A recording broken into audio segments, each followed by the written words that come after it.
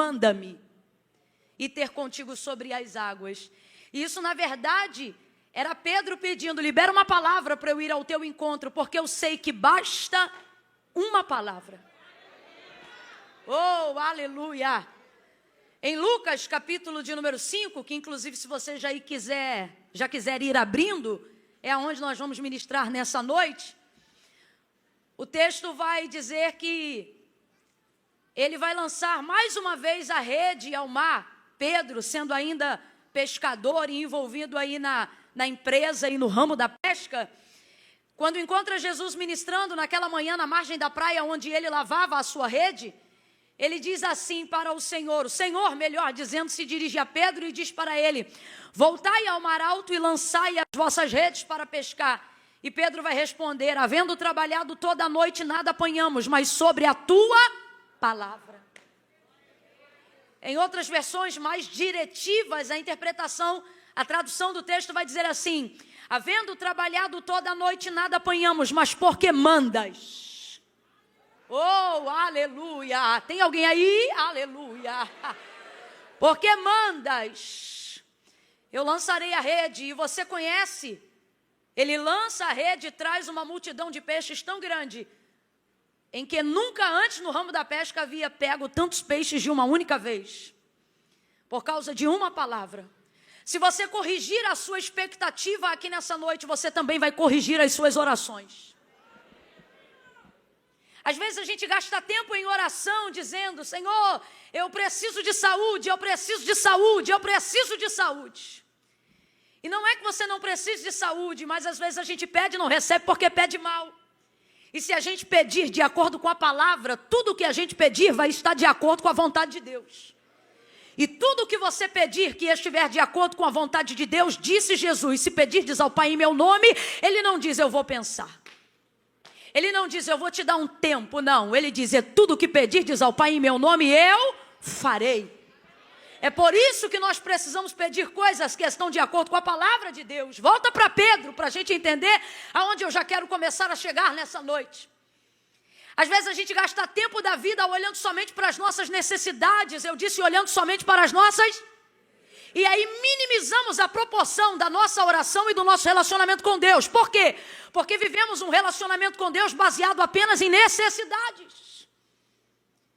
E com isso vivemos com Deus apenas a prestação de um socorro. Parecemos loucos que só nos relacionamos com Deus baseados em situações e em causas emergenciais.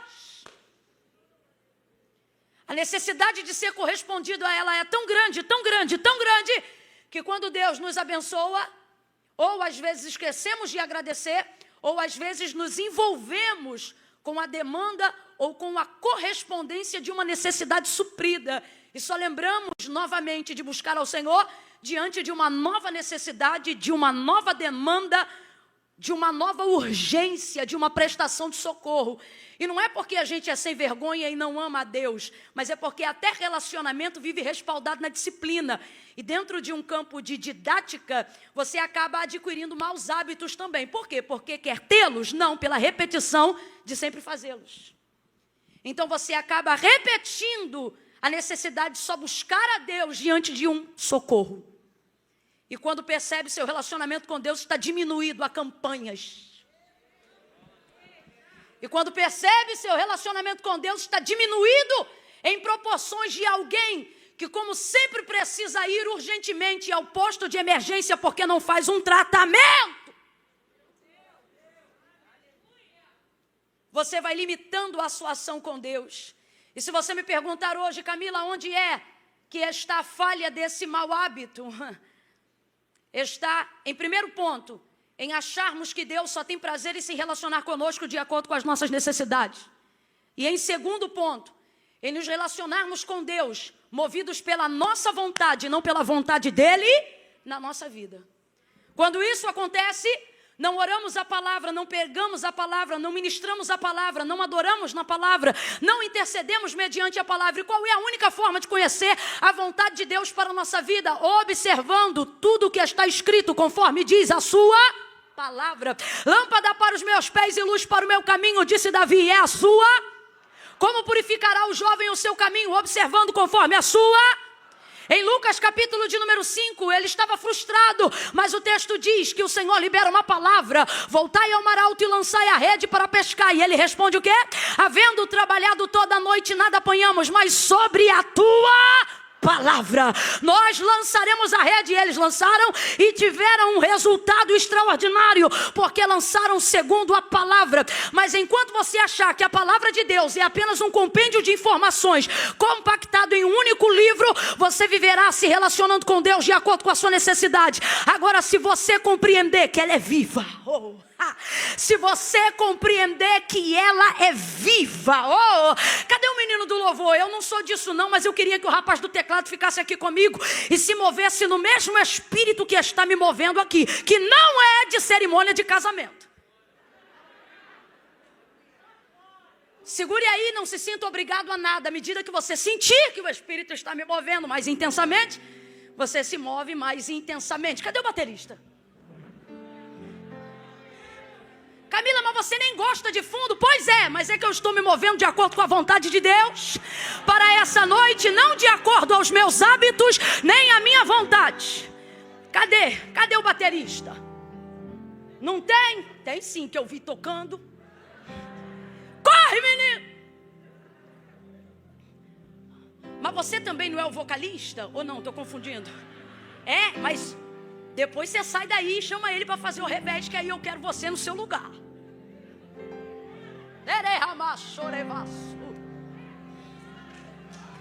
Você diz, não, escute isso aqui. Escute isso aqui. Não se mova pela sua emoção nessa noite, somente pela palavra. Segure aí. Depois, mais à frente, você vai ver a expressão do que eu coloquei aqui. Pedro numa tempestade, suspeitando do Senhor ser um fantasma. Segure um pouquinho, não é toda hora, de vez em quando. A gente vai se desenrolar até o final.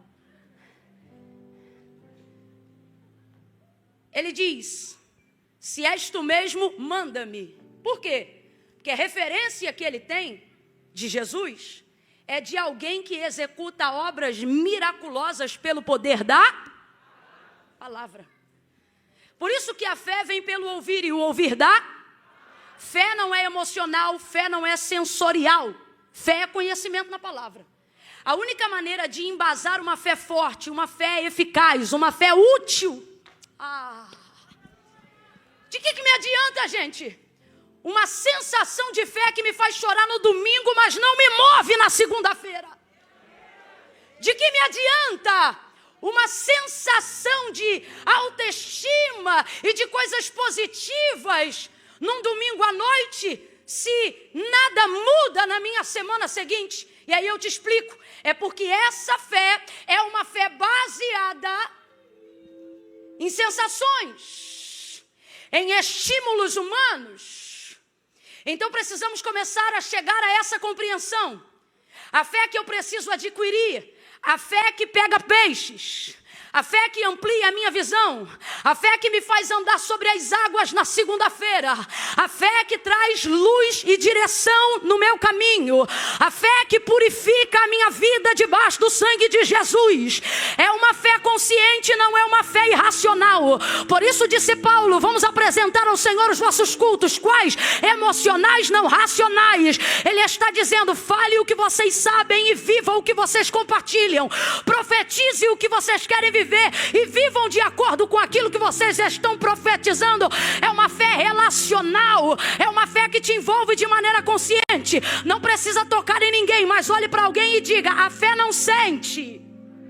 Não, tá fraco, diga, a fé não sente. Não, ainda tá fraco, Camila, que a gente é batista, mas chamou assembleiana, então vai aprender a gritar hoje ainda. Olha para alguém e diga, a fé não sente. A fé sabe, a minha fé não anda de acordo com o que eu sinto, a minha fé anda de acordo com o que eu sei, de acordo com o que a palavra de Deus me diz.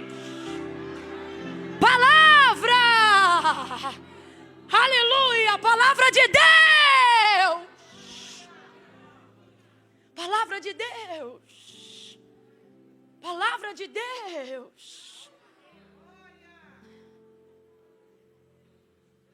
Muitas orações baseadas em necessidade. O retorno foi embora, não estou ouvindo mais nada. Muitas necessidades, muitas orações, perdão, baseadas em necessidade. Muito obrigada, se puder deixar aí.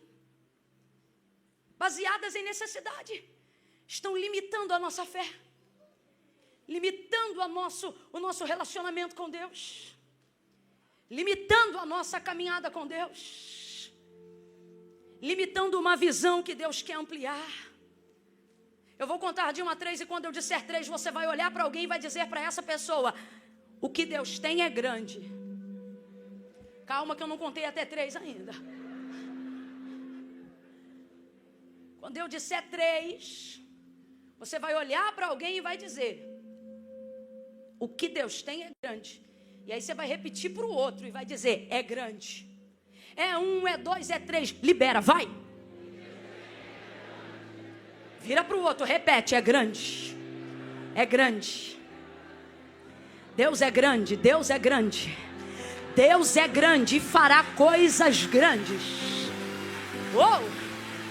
Você não vai caminhar de acordo com os seus sentimentos. Você vai caminhar de acordo com o que a palavra de Deus te diz. De acordo com o que a palavra de Deus te diz. A palavra de Deus te diz. Você não vai caminhar de acordo com a expectativa que sua mãe colocou em você apenas. Você não vai caminhar para cumprir apenas expectativas terrenas.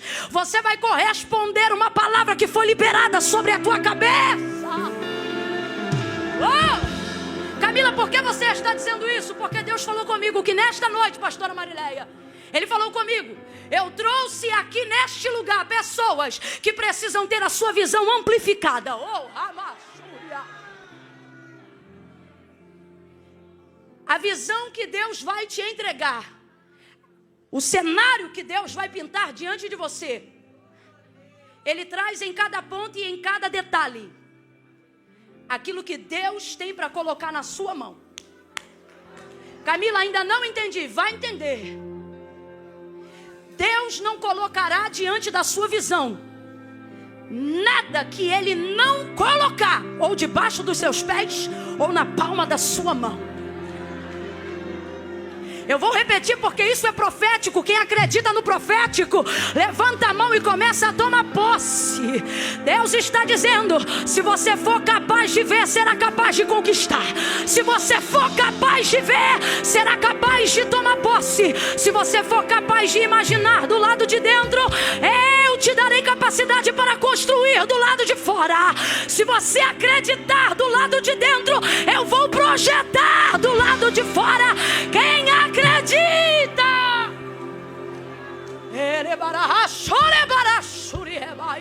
Há uma unção de Deus aqui. Há uma unção de Deus aqui. Vamos ler Lucas, capítulo de número 5. Oh Deus.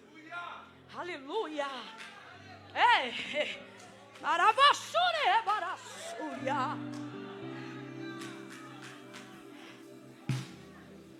Gente, eu ia falar dos meus materiais, mas não quero interromper esse momento falando ponto a ponto deles.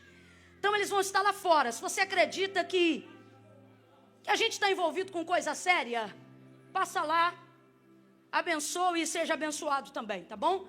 Vai estar logo ali na saída no meu lado direito, meu lado esquerdo. Seu lado esquerdo também, esquerda de quem sai. Lucas capítulo 5, quem achou, diga amém. Apertando a multidão para ouvir a palavra de Deus. Segura só um pouquinho. É só quando eu fico doida. Apertando a multidão para ouvir a palavra de Deus, estava ele junto ao lago de Genezaré. E viu 2 barcos. Quantos barcos? Com vontade, vem. Quantos barcos? E viu 2 barcos à beira da praia do lago. Mas os pescadores, havendo desembarcado, lavavam as redes. Entrando em um dos barcos, entrou em quantos barcos? Entrou em quantos? Mas entrou em um dos barcos, que era o de Simão. Pediu-lhe que o afastasse um pouco da praia e, assentando-se, ensinava do barco a multidão. Quando acabou de falar, disse a Simão: faze-te ao mar alto e lançai as vossas redes para pescar. E respondeu-lhe Simão: mestre, havendo trabalhado toda a noite, nada apanhamos, mas sobre a tua palavra lançarei as redes.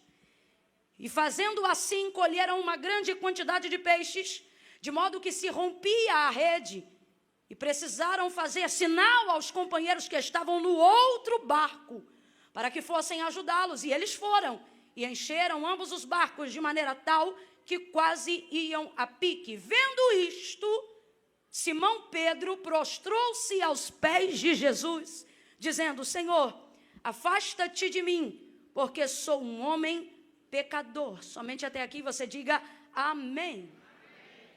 Oh, aleluia. Oh, aleluia. Glória a Deus. Diga para os dois aí: se couber na sua visão, Deus coloca na sua mão.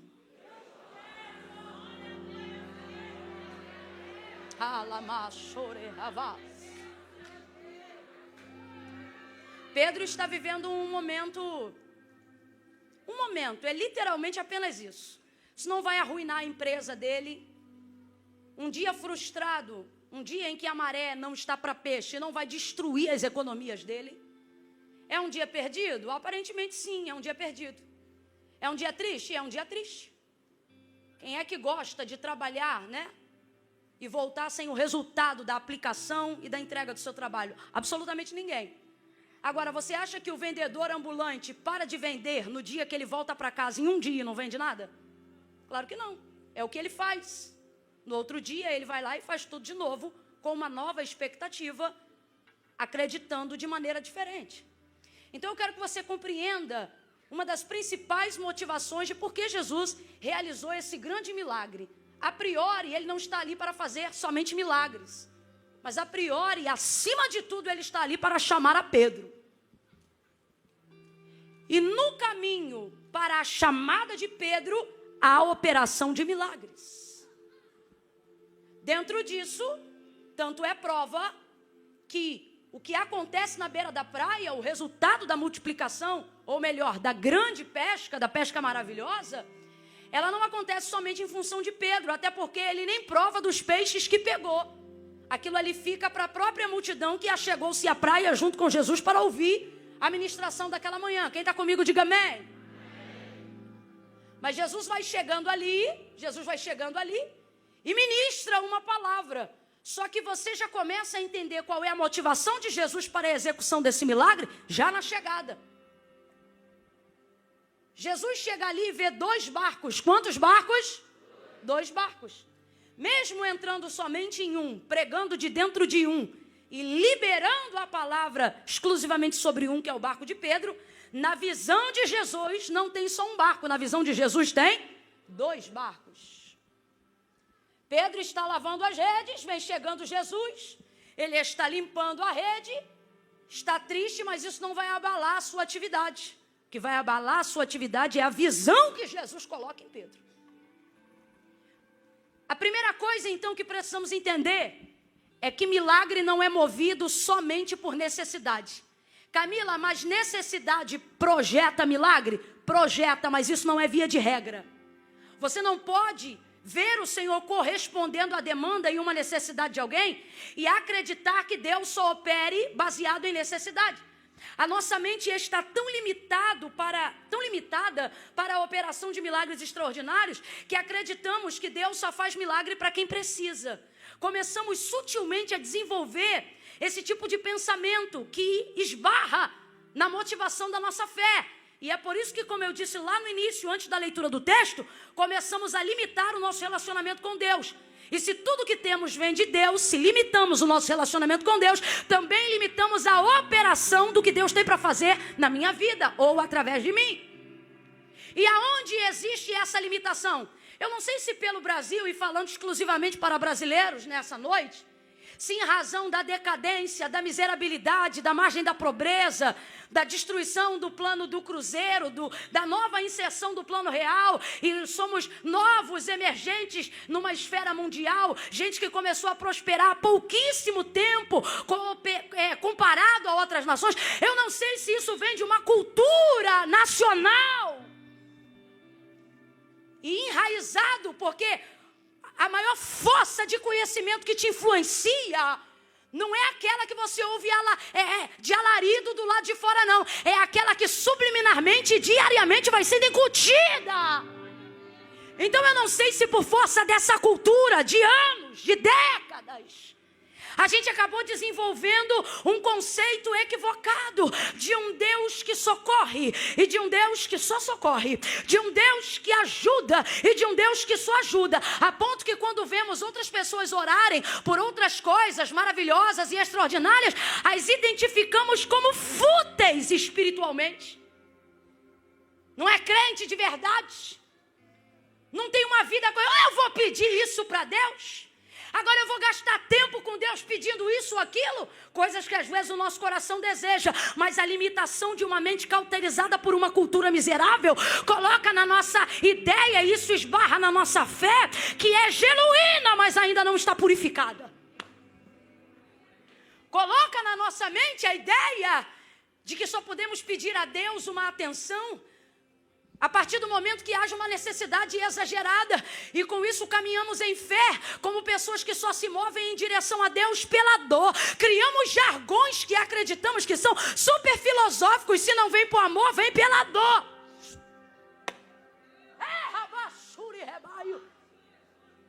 Por causa dessa cadeia mental que a gente desenvolveu, por causa de um pai que só te paga um salário mínimo e você, sem perceber, transmite isso no seu relacionamento com Deus.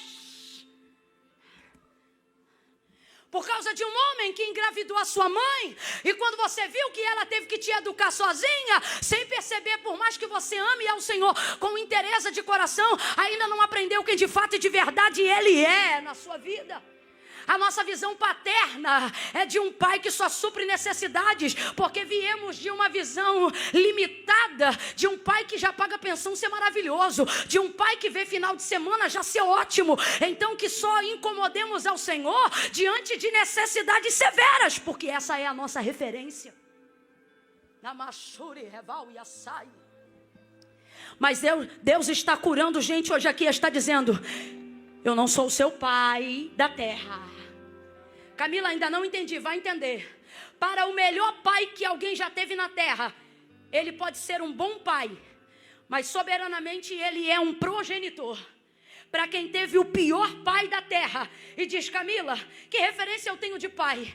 Do pai que apenas engravidou a minha mãe? Deus está olhando para alguém aqui hoje e Ele está dizendo por intermédio da sua palavra, Ele está dizendo: qualquer um que tenha te criado pode ser no máximo teu progenitor. Agora comigo você vai aprender o que é relacionar-se com um pai.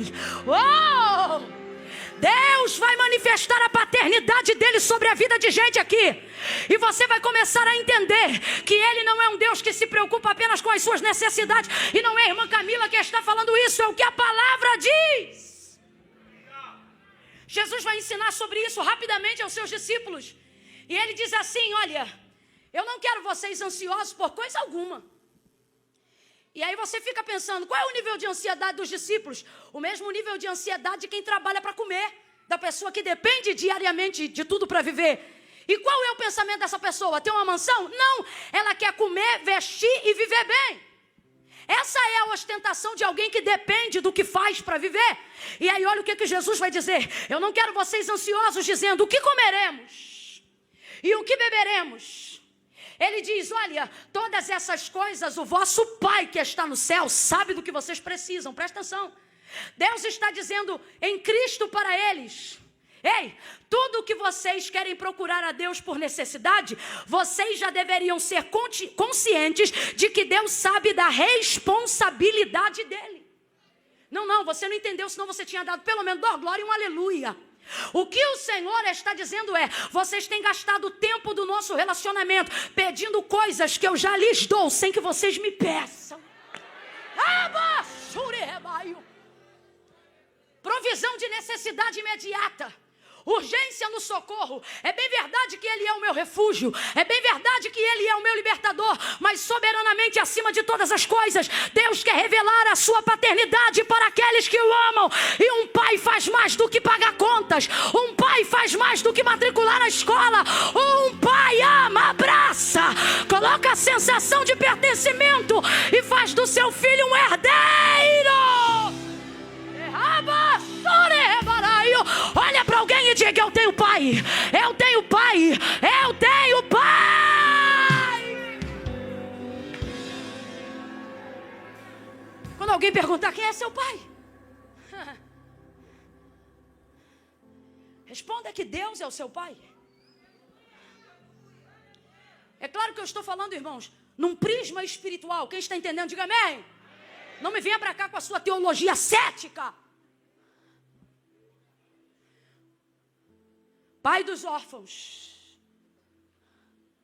juiz das viúvas. Você já parou para pensar? Oh, galeria tá ligada, diga glória a Deus.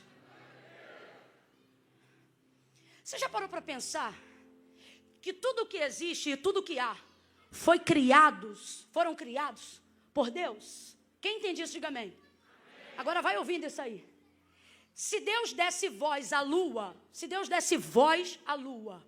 verbal como a nossa, a lua jamais poderia se referir de nenhuma outra forma ao Senhor, senão Senhor Criador.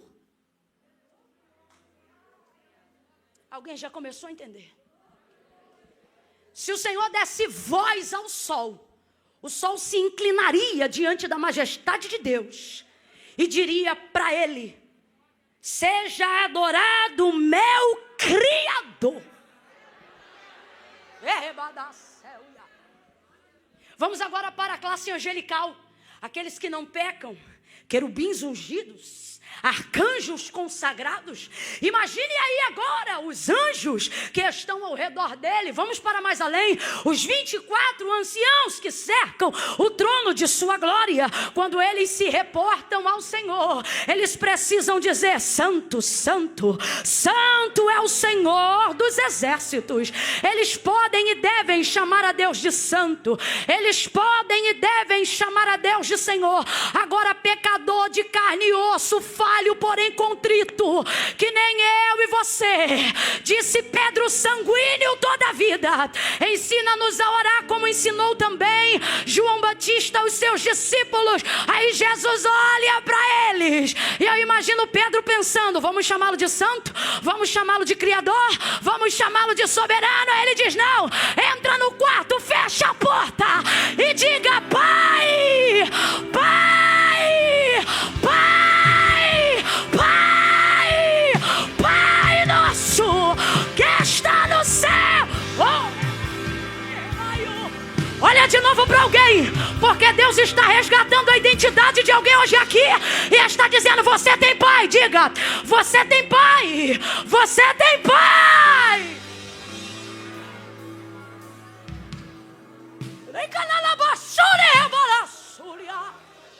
Você tem pai, menina. Você tem pai. Meu irmão barbudo, varão que já tem filho, chefe da casa, parrudão, adulto, você que traz mazelas da sua infância, Deus te trouxe hoje aqui e Ele está dizendo: filho, lá fora você pode ser delegado, em casa você pode ser o cara, mas diante de mim você é filho, você é filho, você é meu filho. Você tem pai, homem. Você tem pai, rapaz. Você tem pai. E Ele não está interessado em se relacionar com você somente baseado por necessidade. E por que eu estou falando isso? Porque eu quero que você desenvolva um raciocínio lógico para absorver a plenitude do conhecimento de Deus aí nesse texto, para a sua vida. Se Pedro não levasse nenhum peixe para casa aquele dia, isso ia fazer ele fechar a empresa de pescaria? Ia, gente? Não tem explicação. Um momento não define a vida de ninguém. não de um trabalhador. Quando é que você vai chegar numa costureira? É ossos do ofício que a gente chama. Como é que você chega na casa de uma costureira e não encontra nenhum retalho? Você pode não encontrar um rolo grande de tecido, às vezes ela não está pronta para aquilo. Mas quem aqui entrou na casa de uma costureira e nunca viu meio metro de linha? Não tem como. Então eu vou perguntar, raciocínio lógico, não quer espiritualizar, nem precisa, mas ouve a palavra. Se Pedro não levasse nenhum peixe da pesca naquele dia para casa, isso mudaria a vida dele? Você acha que um pescador envolvido desde criança no ramo da pesca não tem peixe em casa, não? Tem ou não tem? Tem ou não tem? Camila, mas não tem geladeira. Tá esquecendo da década de 80, quando tu guardava as coisas na lata da banha que tu lavava? Quem riu é dessa época. Quem tá boiando, já passou.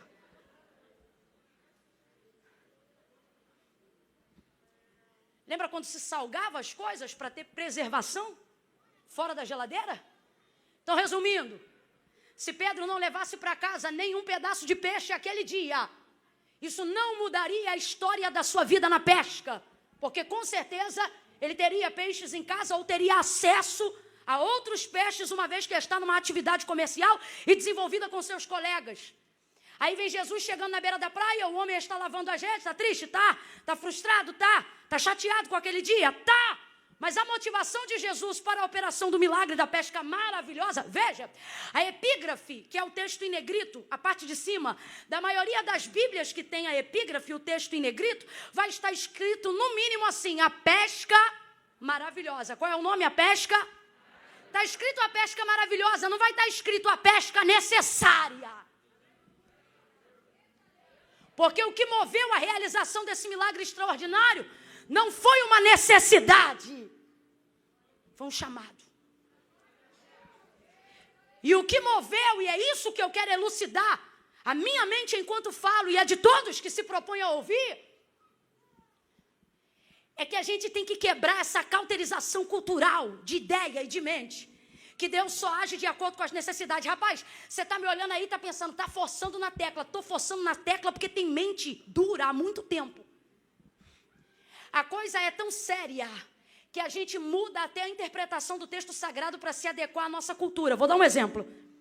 A carta de Paulo aos Filipenses, no único momento que fala sobre a necessidade, ele diz assim: porque o meu Deus, segundo as suas riquezas, estou reproduzindo com fidelidade como está o texto, porque o meu Deus, segundo as suas riquezas, suprirá todas as nossas necessidades em glória por Cristo Jesus, nosso Senhor e Salvador. Você, de vez de ficar me olhando, né? Tá vendo que eu tô na luta, tô suando, tô acima do peso.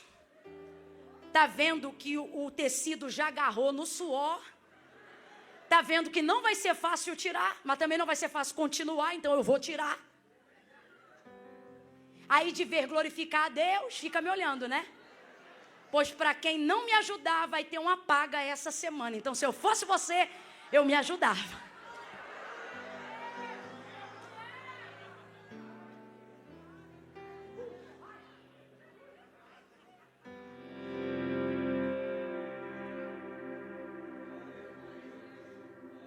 Porque eu não posso caminhar sobre a ideia de que necessidade é o que move milagre.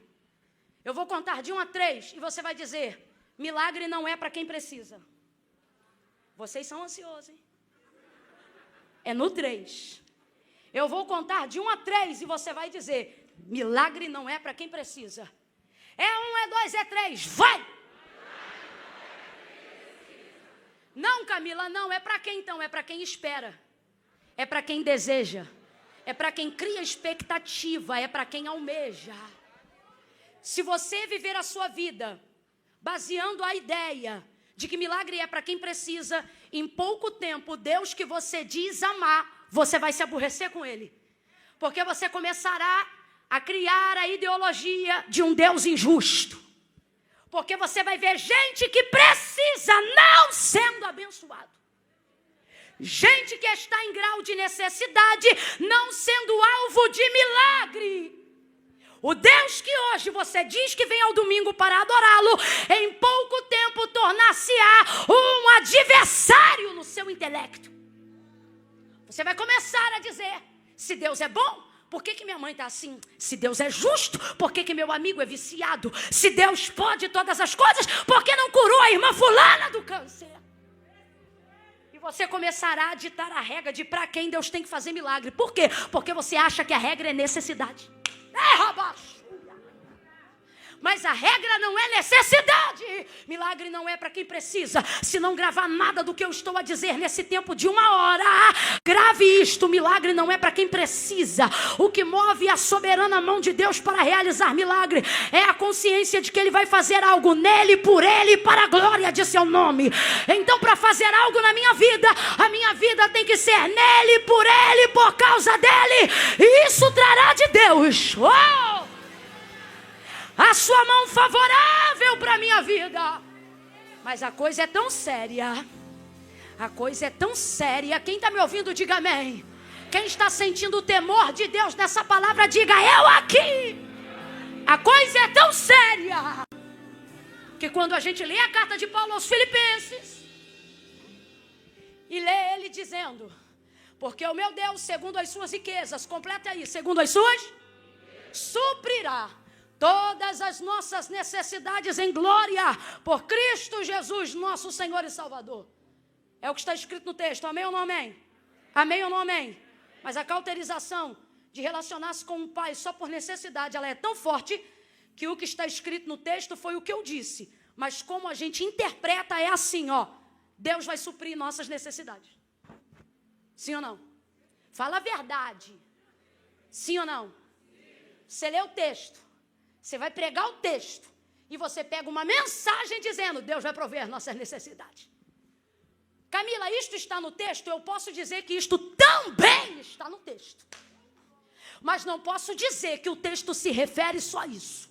Porque antes de falar da necessidade do homem, Paulo fala das riquezas de Deus. Então vamos interpretar o texto desde o início da menção, quando diz, porque o meu Deus, e não porque diz minhas necessidades, porque o texto não começa falando das minhas necessidades. Quem está entendendo isso aqui, gente? O texto começa falando do meu Deus. Quando eu começo falando do meu Deus, minhas necessidades ficam para depois. Quando eu começo a falar do meu Deus, eu não falo das minhas necessidades. Primeiro eu enalteço a sua glória. Porque o meu Deus, segundo as suas riquezas. Complete aí, por favor. Não, tu vai segurar para mim toda hora, porque se eu botar ali, quando eu puxar, vai cair. Porque o meu Deus, segundo as suas riquezas. Quem está me ouvindo, complete, por favor. Porque o meu Deus, segundo as suas. Lá atrás o pessoal não falou. Segundo as suas. Suprirá todas as minhas ou as nossas necessidades. Então vamos aplicar o texto como ele está escrito. Ao invés de dizer, Deus vai suprir minhas necessidades, Deus está dizendo que vai me abundar, tanto em riquezas, que vai acabar com todas as minhas. Não. Se está entendendo, bate palma sem reme-reme. Mistura as palmas com glória a Deus e aleluia. Deus trouxe gente hoje aqui para dizer, você não tem mais necessidades do que eu tenho riqueza. As minhas riquezas vão corresponder às suas necessidades e vão suprir as suas expectativas. Então não espere apenas o pagamento de contas, não espere apenas o suprimento de arroz e feijão. Deus trouxe gente hoje aqui para dizer como José, me conta os seus sonhos. Me conta seus sonhos. Me fala dos seus desejos, das suas expectativas. Me fala o que você espera. Me fala o que você alcança.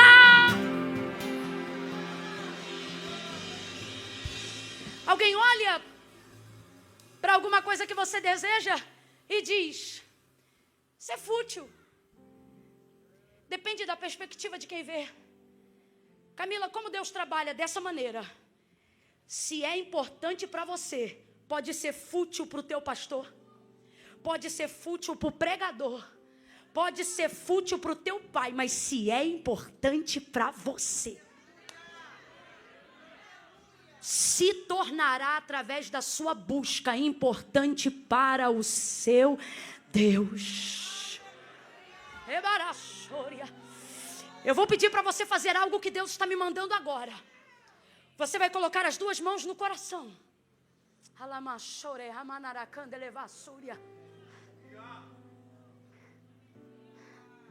Você vai pôr as duas mãos no coração agora, compreendendo que Deus não se relaciona com você somente por necessidade. Duas mãos no coração. Traga aí agora as coisas que você sepultou, as coisas que você achou cara demais para conquistar. Agora saia do campo material, do campo das coisas. Não olhe para mim não, feche os olhos, que isso facilitará a organização dos seus pensamentos. Se tu crê, faz o que eu estou te dizendo.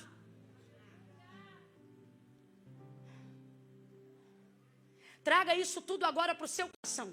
Até as causas que você deu como perdida, as empresas que você já sonhou, mas hoje na sua mente elas estão falidas.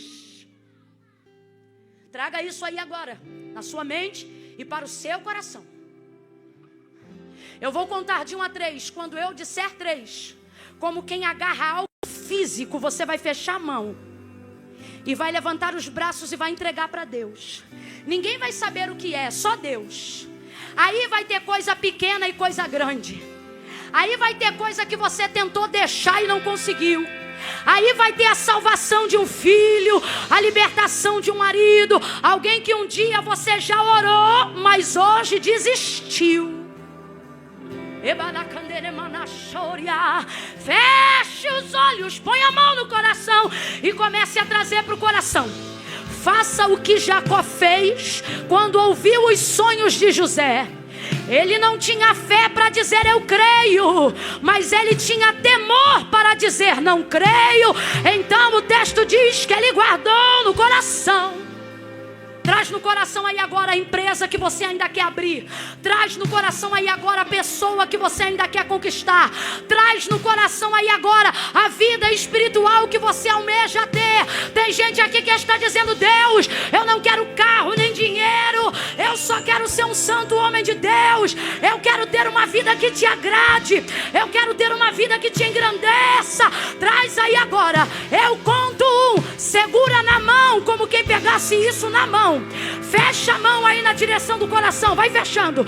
Eu conto 2, vai suspendendo a mão, vai suspendendo a mão. Alguém vai dizer é fútil, alguém vai dizer é bobeira. Abre a mão lá no céu e diz: está na tua mão, está na tua mão. Entrega para Deus, entrega para Deus, entrega para Deus, entrega para Deus isso aí agora. Porque se é importante para você, é importante para o seu Deus. Entrega para Deus agora. Eu estou te autorizando. Entrega para Deus agora. Faz uma oração agora. Diga: Deus, eu coloco nas tuas mãos.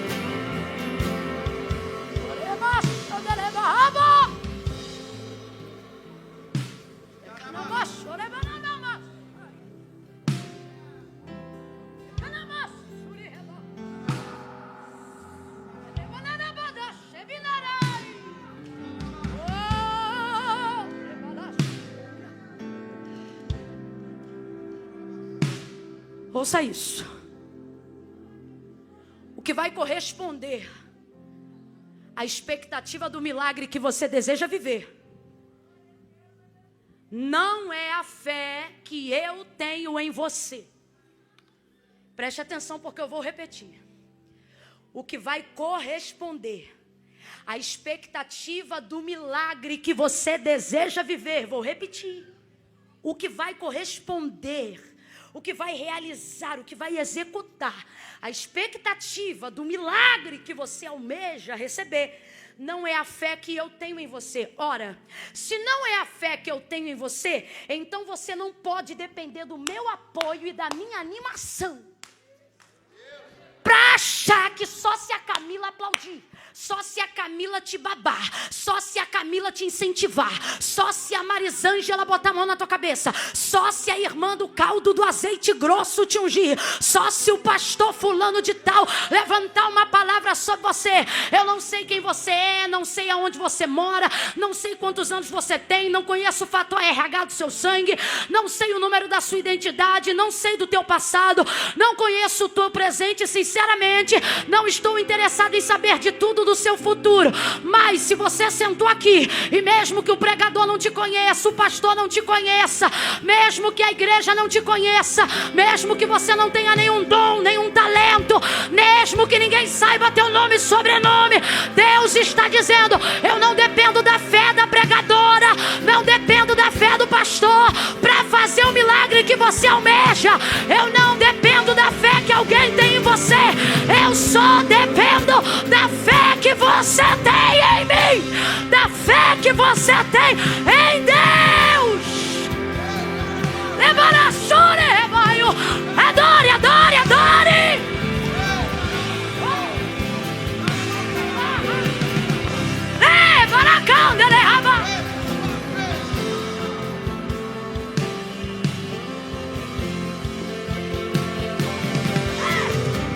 Mostre a fé que você tem em Deus. Mostre a fé que você tem em Deus. Camilo, o que eu faço? Diga que você veio por causa dele, que você ama ele, que você espera nele.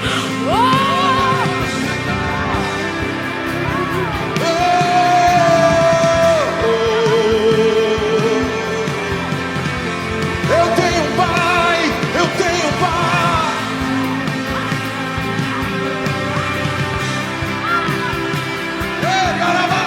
Ele está te renovando. Ele está te renovando. Aleluia. Aleluia.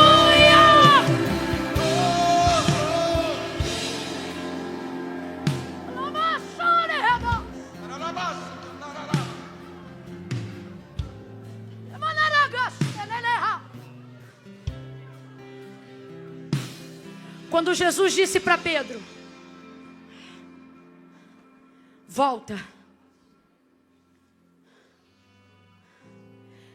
Se a gente não tiver ligado, a gente quer de Deus uma palavra, a gente se dispõe a ouvir de Deus uma palavra, mas se a gente não tiver ligado, quando Deus fala, de vez de criar expectativa, a gente perde a pouca que tinha. Por quê? Porque às vezes a resposta da direção que Deus vai dar já começa com a palavra volta.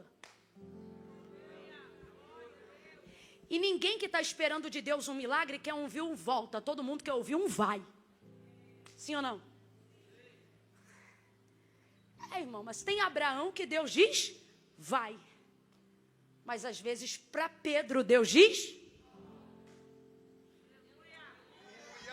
Agora posso te falar? Nada do que sai da boca de Deus deve te entristecer. Seja sim ou seja não. Seja vai ou seja volta. Por quê? Porque se ele diz vai, ele está dizendo já fui. Se ele diz volta, ele diz estou vindo com você. Não importa para que lado a palavra de Deus vai dar direção. Se é Deus que está dando a direção, até na volta eu vou ter sucesso. Até na marcha ré eu vou ter vitória. Porque é Deus que está falando. Então você não tem que julgar o que Deus diz. Você só tem que obedecer o que Ele manda. Tem gente aqui que ainda não viveu milagres. Porque Deus dá a direção. Jesus dá a palavra. A palavra aponta o caminho. E de vez obedecer, você quer discutir. Deus já olhou para a gente hoje aqui dentro e disse, vai lá e pede perdão. Você já sabe para quem. Mas Deus diz, é para o ofensor. Não, peraí. O Senhor está mandando eu pedir perdão para quem me feriu? Essa é a direção. Mas de vez ir lá e dizer, me perdoe, você prefere ficar diante de Deus, questionando a palavra. Quem me feriu foi ele. Quem falou foi ela. Isso não deve ser Deus que está dizendo não. É Deus sim. Porque o Deus que diz vai, também é o Deus que diz volta. O Deus que diz acelera é o mesmo Deus que de vez em quando diz freia. E pouco me importa, desde que eu esteja debaixo da sua palavra. Pedro vai ouvir esta palavra: volta ao mar alto e lance a rede para pescar. E ele responde o quê? Havendo trabalhado toda a noite, nada apanhamos, mas sobre a tua... Eu vou questionar? É isso, gente? Eu vou julgar? Eu vou fazer pirraça? Não, eu vou obedecer. Sabe por que está sendo tão difícil para você passar alguns processos da vida? Porque você está preferindo sacrificar ao invés de obedecer. Quer de Deus uma palavra? Seja lá onde for que Deus mandou você descer, desça. Seja lá onde for que Deus mandou você ir, vá. Seja lá onde for que Deus mandou você voltar, volte. Porque julgamentos de voz de homens não decidem nada, mas obediência diante de Deus decide tudo. Sabe por que Pedro precisa ir e não pode questionar? E eu louvo a Deus porque Jesus está ali chamando ele. Porque tudo isso faz parte do seu chamado. Porque Pedro ainda não sabe quem é Jesus. Ele pensa que está diante de um mestre, um rabi, um doutor da lei. Afinal, uma multidão o respalda, muita gente o segue e todos o ouvem. Mas ele ainda não sabe o que é Jesus. Todavia, ele vai obedecer, ele vai dar crédito à palavra. Irmãos, a mudança que a palavra de Deus promove na minha vida, ela não tem necessariamente a ver com o quanto o pregador prega. Ela tem a ver com o quanto eu dou crédito ao que é falado. Pode ser o maior pregador do mundo, ele pode falar coisas que você nunca ouviu. Você pode sair daqui estarrecido, mas se você não se submeter e não der crédito àquela palavra, aquilo tudo de maravilhoso que aconteceu não vai resultar nada, porque não depende do quanto o outro fala, depende do quanto eu estou disposto a me submeter, a dar crédito, a crer na palavra que é liberada. Quem está entendendo, diga amém. Então catuca alguém e diz: se depender de mim. Eita, diga de novo: se depender de mim, a rede vai vir cheia. Porque eu não sei, agora olhe para cá. Tem gente aqui sentada dizendo: eu não sei se ela vai pregar 1 quilo, se ela vai pregar 1 grama, se ela prega muito ou se ela prega pouco. E daí eu não estou nem aí, porque eu não vim aqui hoje para ver o quanto ela prega. Eu vim aqui hoje para ver o quanto eu aguento obedecer, o quanto eu aguento praticar, o quanto eu aguento a me submeter. Se submeta. Obedeça, obedeça. Vamos animá-los a obedecer. Obedeça, obedeça, obedeça, obedeça, obedeça. Ele vai. E sabe por que ele precisa ir? Porque tem gente ali com fome, mas em tese ele nem sabe. Por quê? Ele não sabe de onde esse povo veio, não sabe para onde esse povo vai. Posso te dizer mais? Ele não tem responsabilidade nenhuma de botar o barco dele para trabalhar em prol de um povo que nem é dele. Só que Jesus, e isso já me mostra porque que chamou a Pedro. Pedro é o tipo de pessoa que põe ao serviço o seu barco, mesmo que seja para não ganhar peixe só para ele. É como se ele dissesse: não tenho nada com esse povo, mas porque mandas, tu tens a palavra, eu tenho o barco, então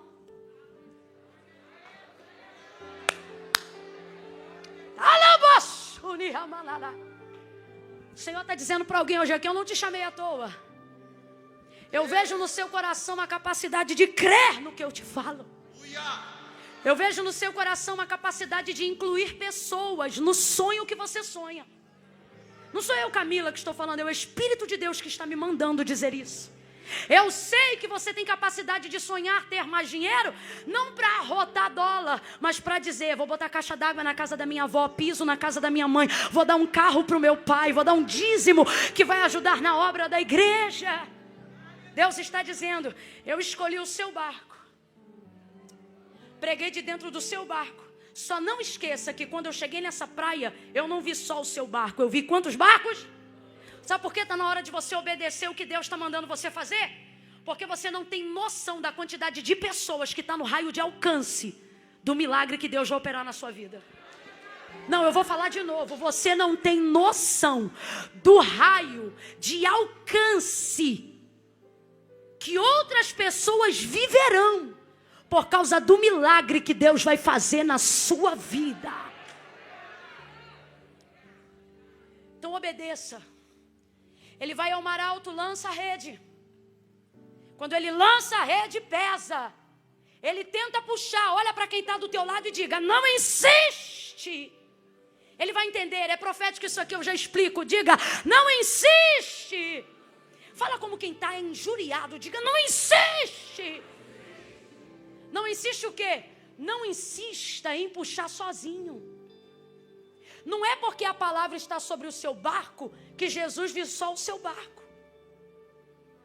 O outro barco também foi para o mar. Sabe por que ele foi para o mar?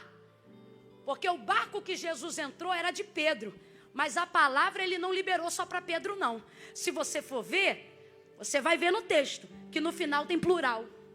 Ele diz assim, voltai. Está falando com Pedro, sim ou não? Mas quando ele libera a palavra... Porque a ordem pode ser para um só, mas a palavra é para todo que crê. A palavra é para todo que crê. Lhe digo mais, meu irmão. Se você estiver ligado nessa palavra que eu estou pregando para você, você recebe hoje aqui agora. Mas se você estiver descrente, achando que é só mais um domingo, gente que vai ver essa reprodução de vídeo daqui a 10 anos, vai receber há 10 anos que vai vir o que você podia ter recebido em 10 minutos aqui. Porque a palavra, ela pode, a ordem, melhor dizendo, ela pode ser para um, mas a palavra é para todo aquele que crê. Aí Jesus diz assim, voltai ao mar alto. Mas na hora das redes, ele diz, e lançai a sua. Você vai ver no texto, ele diz, lançai as vossas. Meu Deus. Mano, eu não sei se você é assim, mas eu vou te contar um mistério de assembleiano. Rapaz, a gente é tão efusivo, que às vezes a gente até viaja no protocolo. Vou te explicar. Às vezes Deus levanta um profeta para liberar uma profecia ou uma palavra profética sobre a vida de alguém. O profeta vai lá, bota a mão no ombro da pessoa, enche o cabelo da pessoa de perdigoto, libera uma palavra. Dependendo do crente que está perto, de quem está recebendo a palavra profética, se ela não for diretiva e pessoal, a gente é tão doido que vê Deus profetizando para o outro e chora, como se estivesse falando com a gente. E no final do culto ainda cabe a gente diz, menina, Deus falou comigo. Quando? Quando estava falando com o outro. Tu tem que ver, porque tudo que Deus entregou para ele serve. Aí você diz, é loucura, depende. Porque o que alguns chamam de loucura, Deus diz, é poder. É poder. Aí vai da perspectiva da fé de cada um. Por que eu estou dizendo isso? Deus quer abrir mais o raio de atuação do milagre que Ele vai fazer na sua vida. Mas enquanto você mantém a ideia de que tudo é só sobre você, tem gente deixando de receber o que Deus quer que eles recebam só porque você não admite ser o canal.